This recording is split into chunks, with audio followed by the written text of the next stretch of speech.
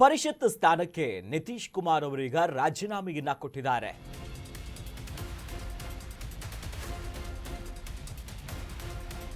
ಬಿಹಾರದ ತಮ್ಮ ಪರಿಷತ್ ಸ್ಥಾನಕ್ಕೆ ನಿತೀಶ್ ಕುಮಾರ್ ಅವರು ರಾಜೀನಾಮೆಯನ್ನ ಸಲ್ಲಿಸಿದ್ದಾರೆ.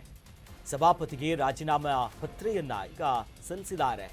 ಬಿಹಾರದ ಪರಿಷತ್ ಸಭಾಪತಿಗೆ ರಾಜೀನಾಮೆ ಪತ್ರವನ್ನ ಸಲ್ಲಿಕೆ ಮಾಡಿದ್ದಾರೆ. ಪ್ರಮುಖವಾಗಿ ಇದರ ಹಿಂದೆನೇ ರಾಜಕೀಯ ಲೆಕ್ಕಾಚಾರಗಳಿತ್ತು.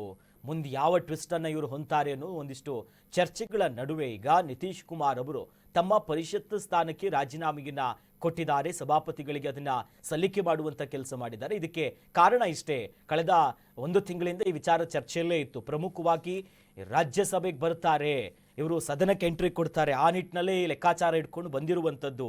ರಾಜ್ಯಸಭೆಗೆ ಅವರು ಎಂಟ್ರಿ ಕೊಡ್ತಾರೆ ಅನ್ನೋ ವಿಚಾರವಾಗಿಯೇ ಈಗ ರಾಜೀನಾಮೆ ಸಲ್ಲಿಸಿರುವಂಥದ್ದು. ಮೋಸ್ಟ್ ಎಕ್ಸ್ಪೆಕ್ಟೆಡ್ ಡೆವಲಪ್ಮೆಂಟ್ ಇದು. ಈಗ ಸಲ್ಲಿಕೆ ಅಂತೂ ಕೊಟ್ಟಿದ್ದಾರೆ, ಬಟ್ ಉತ್ತರಾಧಿಕಾರಿಯಾಗಿ ತಮ್ಮ ಸ್ಥಾನಕ್ಕೆ ತಮ್ಮ ಪಕ್ಷಕ್ಕೆ ಮುಂದೆ ಯಾರ ನೇಮಕ ಆಗುತ್ತೆ, ಯಾವ್ಯಾವ ರೀತಿ ಬದಲಾವಣೆ ಅನ್ನೋದನ್ನು ಕಾದು ನೋಡಬೇಕು.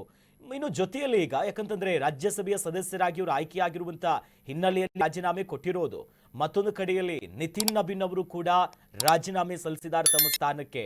ಅವರು ಕೂಡ ಈಗ ಸಂಸದತ್ತ ಮುಖ ಮಾಡ್ತಿದ್ದಾರೆ. ಜೊತೆಯಲ್ಲಿ ಇತ್ತೀಚೆಗಷ್ಟೇ ಬಹಳ ಯಂಗೆಸ್ಟ್ ಆಗಿ ಜೊತೆಯಲ್ಲಿ ಇಡೀ ಬಿಜೆಪಿಯ ನೇತೃತ್ವದ ಮುಂದಿನ ಸಾರಥಿಯಾಗಿ ಜವಾಬ್ದಾರಿಯನ್ನು ವಹಿಸಿಕೊಂಡಿದ್ದಾರೆ. ಹಾಗಾಗಿ ರಾಷ್ಟ್ರ ರಾಜಕಾರಣದಲ್ಲಿ ಸದ್ದು ಮಾಡಬೇಕು, ಅಲ್ಲಿದ್ದು ಕಾರ್ಯವನ್ನ ನಿರ್ವಹಿಸಬೇಕು ಎನ್ನುವಂಥ ಲೆಕ್ಕಾಚಾರದಲ್ಲೇ ಇತ್ತು. ಹಾಗಾಗಿ ಪಾರ್ಲಿಮೆಂಟ್ಗೆ ಎಂಟ್ರಿ ಕೊಡಬೇಕೆನ್ನುವಂಥ ಲೆಕ್ಕಾಚಾರದಿಂದಲೇ ಇವತ್ತು ರಾಜೀನಾಮೆಯನ್ನ ಕೊಡ್ತಿರೋದು ವಿನಃ ಬೇರೆ ಯಾವುದೇ ರೀತಿಯಾದಂಥ ರಾಜಕೀಯ ಬೆಳವಣಿಗೆಗಳಿಲ್ಲ.